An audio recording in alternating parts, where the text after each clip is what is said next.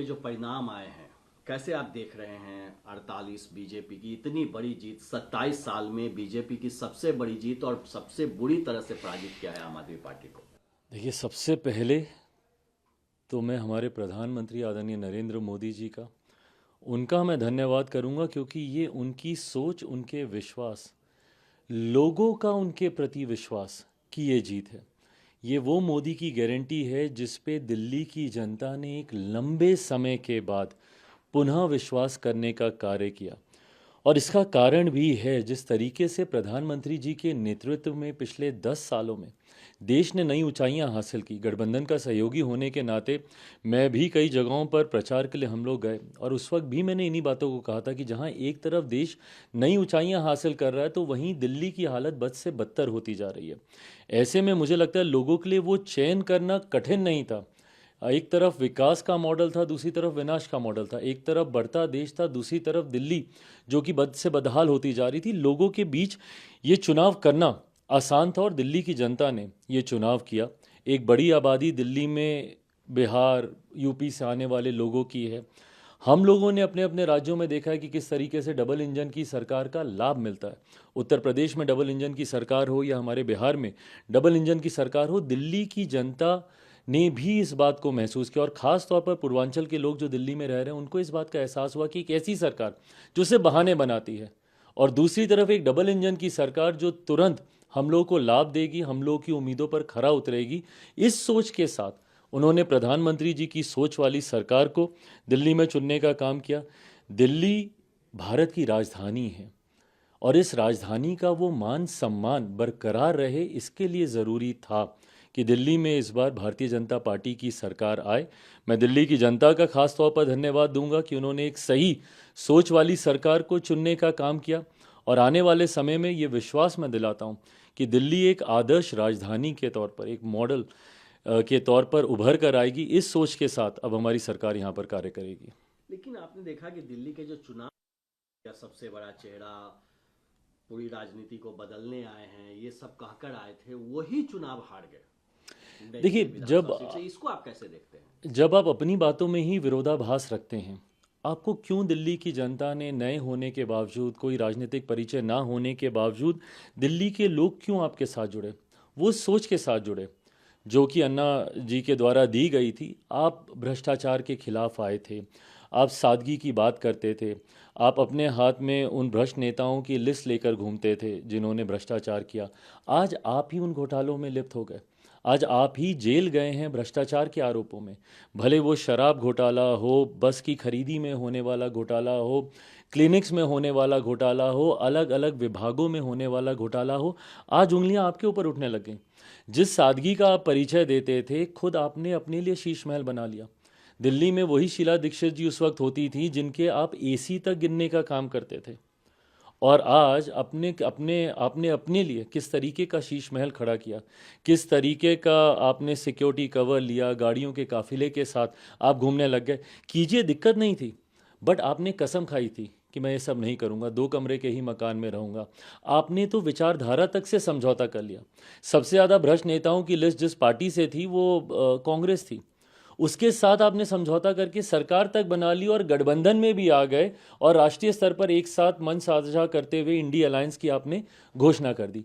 इन तमाम बातों का विरोधाभास जनता को समझ में आया, और उनको समझ में आया कि ये सिर्फ झूठ बोलने वाले, बहाने बनाने वाले भ्रष्ट नेताओं की एक टोली है जो पिछले 10 साल से दिल्ली को बर्बाद कर रही है।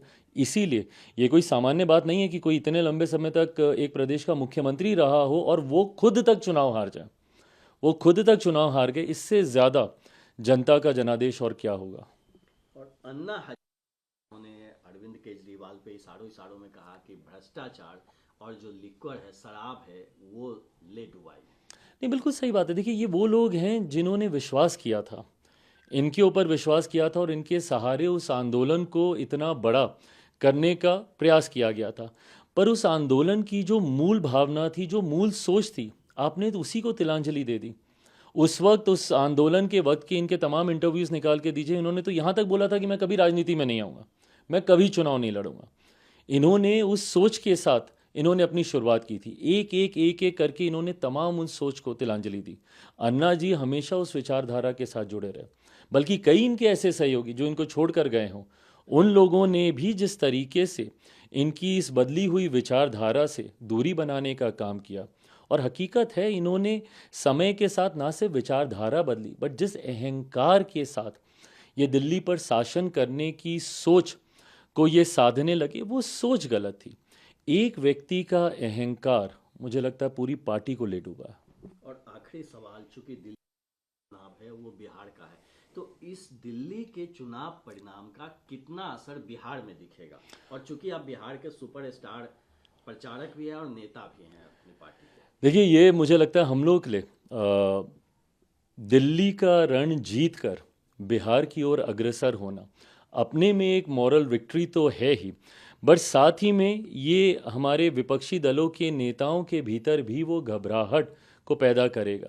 जिस तरीके से एनडीए गठबंधन एकजुटता के साथ, हम लोग हर राज्य में, दिल्ली में भी आपने देखा होगा, बिहार की जितनी पार्टियां थी, हम सब ने मिलकर प्रचार किया, हम सब ने मिलकर अपना अपना योगदान देने का हम लोगों ने प्रयास किया।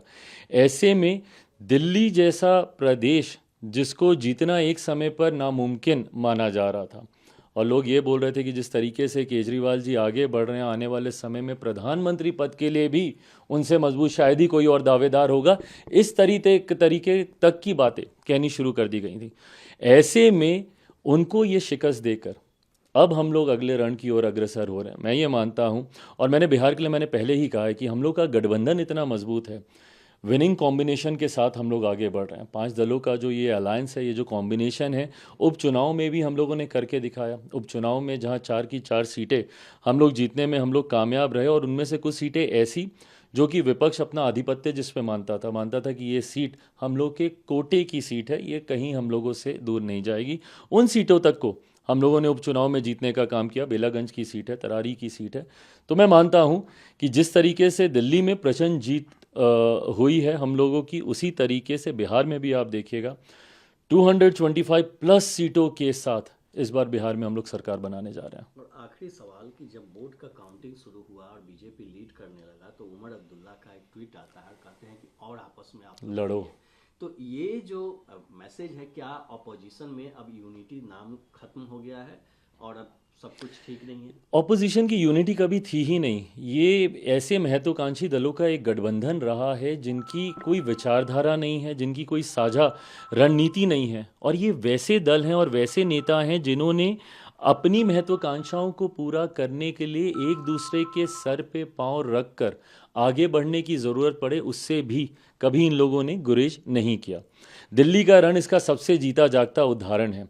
जो कुछ महीने पहले तक एक दूसरे के साथ की कस्में खा रहे थे, वो दिल्ली का चुनाव आते आते तक जी जान से लग गए एक दूसरे को हराने के लिए।